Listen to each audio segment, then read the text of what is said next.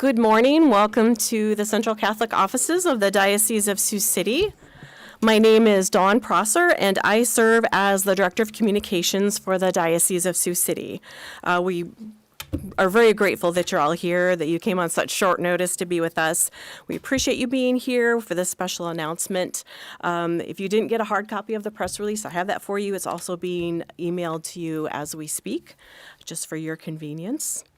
So dialing back a little bit, on May 28th, 2022, you may remember that Bishop Walker Nicholas celebrated his 75th birthday. And according to canon law of the Catholic Church, at that time he was required to submit his resignation to the Holy Father, Pope Francis, which he did. After just about 3 years of discernment, and as of this morning, it's official, Pope Francis has accepted Bishop Nicholas's request to retire and to be replaced. And today we're here to share good news, as you know. So at this time, I would like to introduce our Bishop Walker Nicholas, who has been our shepherd leading the Diocese of Sioux City for just over 19 years.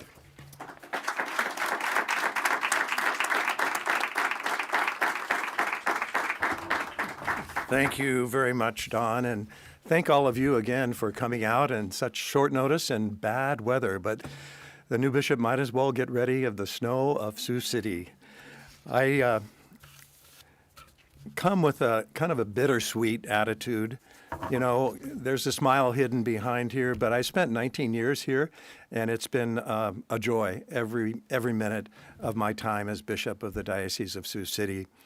I was at Bishop Heelan High School on January 28th in the midst of Catholic Schools Week.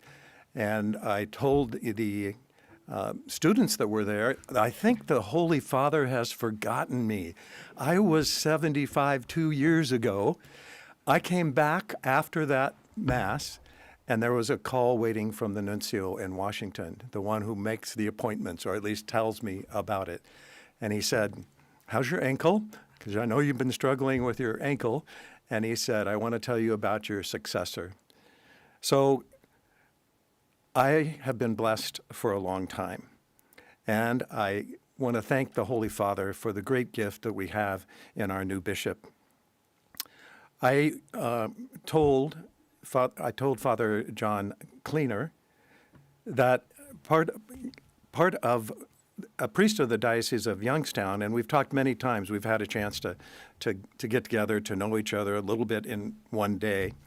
But we are blessed. We have a good and holy priest. He has a sense of humor. He's humble. He's willing to serve. I promised him my support and the help that he will go through for the transition, and we are very blessed. Bishop-elect Keehner is blessed as well, because he inherits a great diocese. The priests and the people of the diocese will soon see a man of the greatest quality. I gladly thank our Holy Father for appointing him to this great diocese. So many dedicated priests and deacons and faithful have been a part of my life for 19 years. I will be around for a little while, but now it's time to pass the torch. So please pray for Bishop-elect John Keehner, and support and love him as you have done for me. May he be blessed with wisdom and grace and lead us as a shepherd. In this Jubilee year of hope, may he be a sign of hope for all of us. Bishop Keehner.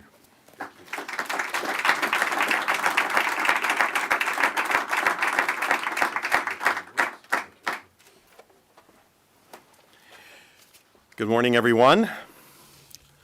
Thank you for being here. I'm truly humbled and I dare say just a little overwhelmed by your presence. I'd like to begin by thanking Bishop Nicholas and the members of his staff for their very kind and gracious welcome. I'm grateful to all of you for the manner in which you've received me, and thanks especially to you, Bishop Nicholas, for your kindness over these past 2 weeks since we first spoke on January 28th. Thank you for your calming influence and your reassurance. You do not know what a blessing you have been and they have been for me. And now that your actual retirement is now in sight, congratulations to you. In the words of Jesus in Matthew's Gospel, to paraphrase, "Well done, good and faithful servant." On Tuesday, January 28th, as I was preparing for kind of a difficult meeting with the treasurer of the Diocese of Youngstown and members of my parish staff and a few members of the Parish Finance Council, my cell phone rang and the caller ID identified Apostolic N.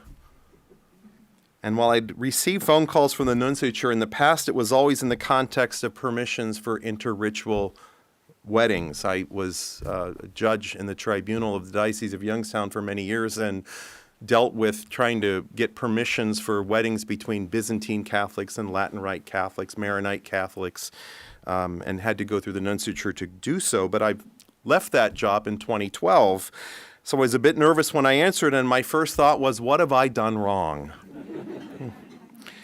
The person on the other line identified himself as Archbishop Christophe Pierre, the Apostolic Nuncio to the U.S., and he asked if I was alone, and when I said yes, I just had to walk across the hall. He began telling me that the Holy Father, Pope Francis, had appointed me the 8th Bishop of the Diocese of Sioux City, Iowa. And I remember asking, is this a joke? I thought I was being pranked. His Eminence laughed. I'm guessing that this is not the first time someone has asked him that question. He reassured me that it was not and simply said, didn't ask, you will accept, yes? I think I asked if I could talk with my spiritual director, and he responded, well, of course, he cannot make the decision for you. And I'll be honest, I don't remember much more of the conversation, except that I did indeed say yes, other than the fact that he told me that my bishop, Bishop David Bonner, was already aware. And then he told me that he would call me back shortly, and I immediately pulled up Google Maps to see exactly where on earth Sioux City is, since I had no idea. I walked across the hall to where my meeting was about to take place and informed my parochial vicar, Father Hetzel, and my business manager, Michael, that they would have to proceed without me, which made them nervous. And I called Bishop Bonner, who was expecting my call. I'm grateful to him for calling me down from the proverbial ledge and for reassuring me that everything would be okay. And as I hung up, my phone almost immediately began ringing, and it was Bishop Nicholas, who also proceeded to reassure me that I was not delusional, and once again that everything would be okay. And so I went back to my meeting, but remember nothing from it, and remember nothing of what was discussed. And later that evening at dinner, Father Hetzel kept asking, are you okay? Are you okay? So I stand before you today truly humbled by the Holy Father's decision to name me a bishop, and truly grateful to be here among you. Truly grateful for the Holy Father's trust in my abilities, and truly grateful that the Holy Spirit is in charge, and that my best course of action is to get out of the way and to allow the Holy Spirit to guide me, and to allow myself to decrease that Christ might increase. I completed a 3-month sabbatical in early November, the greater part of which consisted of a pilgrim's walk beginning in Saint-Jean-Pied-de-Port, France, and proceeding for approximately 500 miles across northern Spain on the fabled Camino de Santiago. And when Bishop Bonner incredulously asked me nearly 2 years ago why I felt compelled to do this, I assured him that my vocation was not in danger. I loved the church, I loved being a priest, but somewhere along the way I had lost sight of Jesus. And I needed to find Jesus again. And my time away, which included a fall and a 30-foot slide down the mountain on day 1 when nobody could hear me scream, and walking through a hurricane around day 30, this only reassured me that I had been in Jesus' presence all along, and that I had but to open my eyes to see him, to recognize him, and to know him. I was ordained a priest on June 12, 1993 in St. Columba Cathedral, where I would later serve for 6 years as vice-rector and 6 years as rector, and I was ordained by Bishop James Malone. I'm grateful to him for ordaining me to the priesthood, and I continue to pray for him every day. 4 years after ordination, our next bishop, Thomas Tobin, a friend of Bishop Nicholas's, sent me to Rome to study canon law at the Angelicum. I'm grateful to him for his confidence in me at a time when I did not recognize my own abilities, and for all that he taught me while I served as his master of ceremonies. Upon returning from Rome, I spent the next 20 years serving in Youngstown, in the city itself, no more than 10 minutes from the house in which my parents had bought just a month before my twin sister and I were born, and which I continued to own along with my younger brother.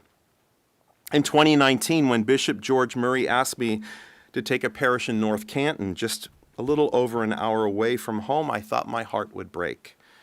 At the time, my mother was living in an assisted living facility across the street from my school, and I could literally see her bedroom window from mine. But in a very short time, I came to love North Canton and Uniontown, the two parishes where I served, and their wonderful people. And again, when less than a year ago, Bishop Bonner asked me to take 4 parishes strung along the north coast of our diocese, along Lake Erie in Ashtabula County, I also thought my heart would break. I quickly came to love those 4 communities as well and thought I'd found a lasting home. Incidentally, I'm used to snow because on Thanksgiving weekend we had nearly 5 feet of snow. Reassured by these experiences, I'm confident that my heart will not break when I leave Ohio to come to Iowa. Youngstown and the Mahoning Valley have been home to more than 8 generations of my family, some of whom were already living there when the first surveyors arrived in 1798. And for the longest time, I thought it would always be my home. Now it must be my home away from home as I move here to Sioux City and make my home here as bishop. I leave a presbyterate for whom I have the utmost respect, love, and admiration. I'm grateful to the priests and religious sisters, the lay men and women who taught me what it means to be a shepherd and what it means to love them with a shepherd's heart, and what it means to love the church even in difficult circumstances. I'm the product of public school education, but I'm truly grateful for my experiences of working with parishes with schools which taught me far more than I could ever have taught them. I'm grateful for my experiences of working with young adults as Newman Center chaplain for Youngstown State University, for the time I spent working with the Department of Canonical Services, and the very good men and women who taught me what it means to serve with love and patience those whose hearts were broken and in need of healing. I'm also grateful for the 3 years I spent teaching at St. Mary's Seminary in Cleveland and the very valuable lessons of faith and fidelity I learned from the seminarians in formation. I am grateful to my late parents, John and Betty Lou Keehner, whom I miss so very much, who lived very simple lives and who worked hard to raise us, their children, providing us with a home where even in difficult times we knew that we were loved, and for teaching us the values of fidelity, perseverance, and hard work. I'm grateful to the people of my home parish, Immaculate Heart of Mary in Austintown, who nurtured my vocation and encouraged me to become a priest when I was filled with doubt because I had not been reared in a church-going family.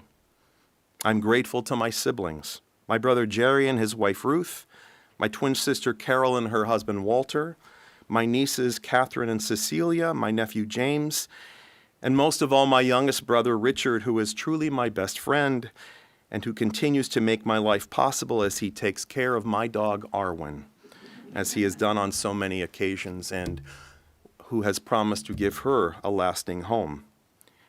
To you, the members of God's faithful people in the Diocese of Sioux City, to you, the priests, the religious, laymen and women and children who live and work and pray here, I pledge my life, my sweat, my daily prayers, and I promise to work with you to continue the good work begun here so many years ago when the first settlers brought the faith with them, of proclaiming the gospel with joy and fidelity, and of making known the abiding presence of Jesus Christ through the sacraments.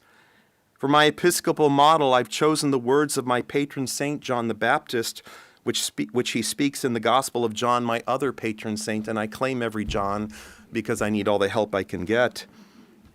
But the words of John the Baptist, he must increase, I must decrease.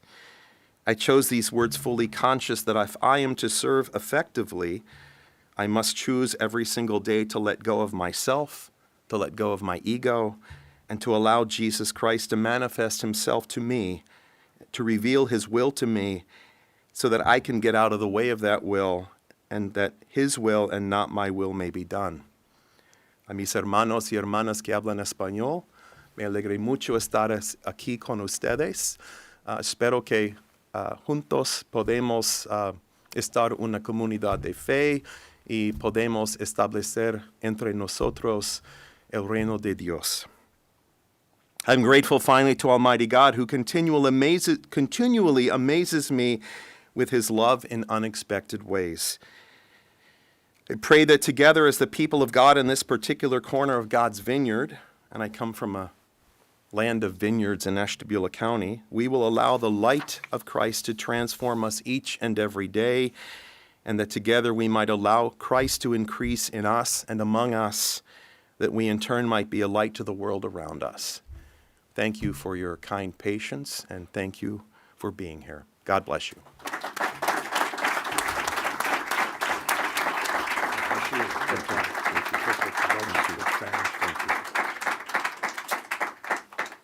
Do you have a little time? Thank you, Bishop-elect. That was great.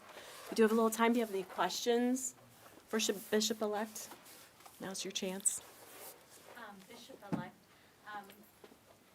speaking Spanish, are you fairly fluent in Spanish? I would not say I'm fluent. I studied Spanish in college. That was my minor. I went to the Josephinum. They had a program in Latin American Studies, and I double majored in English and Latin American Studies. My Spanish was very rusty until recently. I do have a Spanish Mass at one of my parishes. My Spanish is very rusty. I'm hoping to improve it. It's perfect. I have re-upped my subscription to Babbel, and I will switch. I just spent those 6-7 weeks in Spain, so I need to shift from Spanish to Latin American Spanish. There's a little bit of difference, but thank you for the question. So in the time since you've learned of all this, and you said you looked up Sioux City, have you learned anything about the community you're coming to that stands out or looking forward to in particular? Actually, I was, as I was riding in yesterday with Bishop Nicholas and Mark, the Chancellor, I was amazed to see kind of excited to see the signs for the Lewis and Clark Trail, and happy that we're on a river. I'm used to being on a giant lake, Lake Erie. I have a lot to learn. I'm still in shock, to be honest with you, but happy to be here. Excited. I don't know anybody in Iowa, so yes, that'll change very quickly, I'm sure. And I was going to say, did you ever aspire to be a bishop? No. It was never in your, even a dream? No, friends joked around about it, and they said, and I kept saying to them, I'm afraid they'll find out I don't know what I'm doing, So really, no. And, I'm 59. I thought, oh, thanks be to God, those days are over. So no, I've not. Being a father, you have a couple of steps left to become a bishop. What is the process like leading up to May? Well, I return to the parishes tomorrow, and I'm still pastor of 4 parishes, and we're about to enter Lent.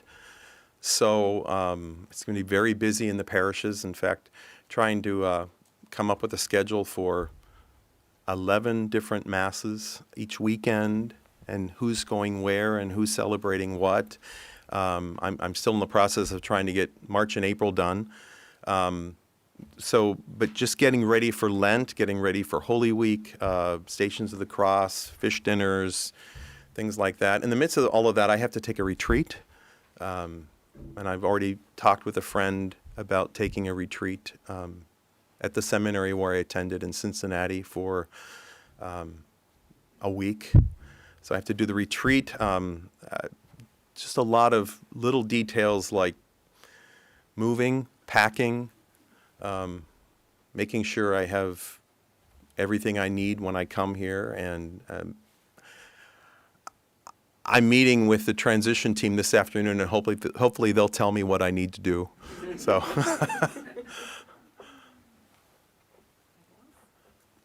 I was going to say, over the past few years, this diocese has had to consolidate churches. Mm-hmm. And it's such a rural area, there's a shortage of priests. I don't know if you have any, might be too early, but do you have any thoughts on how to maybe have more priests, more churches that stay open, or I know it might be too early to ask? Yeah, I'm in the midst of that in my own parishes as well. one of my parishes is in Ashtabula, which is a merge of 3 parishes. And, there have been a lot of pains.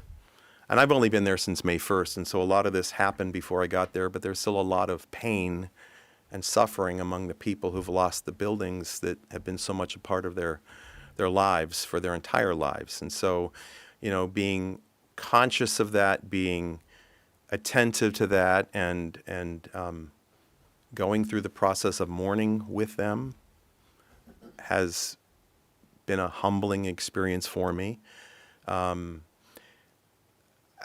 I have to get a better picture of what the situation is here, and I don't have any easy answers, including concerning the lack of priests, although I've been really happy to be part of the formation process for several seminarians, whether I was their internship supervisor or teaching them at the seminary, on a very part-time basis. But we need to pray for priests, and we need to encourage young men who we think might have a call. We need to encourage them. It was only because the music director and the parochial vicar and actually the person who was in charge of training the lectors at my home parish, pulled me aside in high school and encouraged me. And I'm a priest today because of them. So it's Tony Carson, who was the music director, Lad Sklenar, who trained the lectors, and Father Noga, who was the parochial vicar at the time. They encouraged me, and I'm grateful to them. They changed my life, helped encourage me when I didn't have confidence in myself. As I said, my family did not attend Mass together. We went to Sunday school, and my mother didn't become Catholic until just before I was ordained a deacon. So, and once that happened, my parents became very active, but I think it means saying to individuals, you may have a vocation. Is that something you've thought about? I think a lot of what we do by personal invitation. And so I think it's incumbent upon us as Catholics to point out to people, I think you might have a vocation to the priesthood. I think you might have a vocation to the religious life. Have you considered that? Please know that I'm praying for you. And then we need to back that up with prayer. So, yes, sir. What message do you have for Siouxland Catholics who want to grow in their faith under your leadership in the next couple of months? I just say, come to Mass, celebrate the sacraments, come to know Jesus through Scripture and through personal prayer, and come carry the cross with me, because that's what we have to do. We have to carry the cross together, and we know that if we carry the cross together, Christ is going to lead us. I was struck this morning in the Office of Readings from Paul's letter to the Galatians. I no longer live a life of my own. I've been crucified with Christ. All right, I'm paraphrasing it very badly, but I'm struck by that line. And I think that's true of all of us. We don't live a life that just belongs to us. We live a life that's a gift from God, and somehow we have to give it back to God. And if we can do that together, the burden becomes a little less heavy. Yes, ma'am. How did you know that this was something God was calling you specifically to do? Meaning coming here to Sioux City? Yeah, coming to Sioux City, being a priest, just your whole journey, your religious journey. How did you know that's what God wanted you to do? I think for me in particular, because so much of what I did was non-traditional. I didn't go to Catholic school. I didn't come from a family that attended Mass together. I can count on one hand the number of times I remember my entire family going to Mass together. But I kept getting drawn in through music, through becoming a lector, through youth ministry. I kept getting drawn in. And those persons who I already mentioned encouraged my vocation, made a huge difference in my life. And I'm grateful to them today. Of the 3, only Father Noga is alive, and he texted me this morning with congratulations. So, but I'm grateful to all 3 of them, and the many people who have since encouraged my vocation and really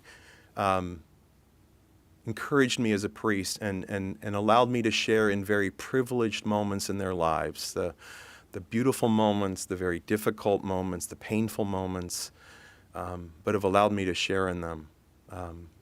and have witnessed Christ to me even when I wasn't able to see Christ. And I'm grateful for that. I think the journal had a question. Yes? Yep. What do you view the role of not just the position that you'll be stepping into, but also the role of the church in the community in our present day? Hopefully, the role of the church is to be a light in the midst of the darkness, to proclaim the gospel in the midst of so much suffering, so much despair, so much turmoil, so much uncertainty. To proclaim Jesus, and to make him visible by our words and our actions and our compassion, even for those who aren't Christian, and being a light to them, and hopefully allowing them to know Jesus through us in some way. Okay, Tammy had a last question? Nope, you did not? Okay. Okay, oh, can I ask, what are your plans after May? Well, thank you, but first of all, we got a winner here, so I'm so grateful for him succeeding me, and hopefully he can carry on kind of some of the things that I started. But I fell in love with Sioux City and Iowa, and so I'm going to stay around for a while, and then I will make myself available to him and to anybody else who wants to use my services to celebrate the sacraments and to be around the people that come close to my heart. So I'll be around for a little bit, and then we'll see where we go from there. So thank you. Thank you all for coming. We've got a little time if you need some one-on-one camera time with either Bishop-elect Keehner or Bishop Nicholas. So, and thank you all. And thank you all who watched us on the live stream. We appreciate that.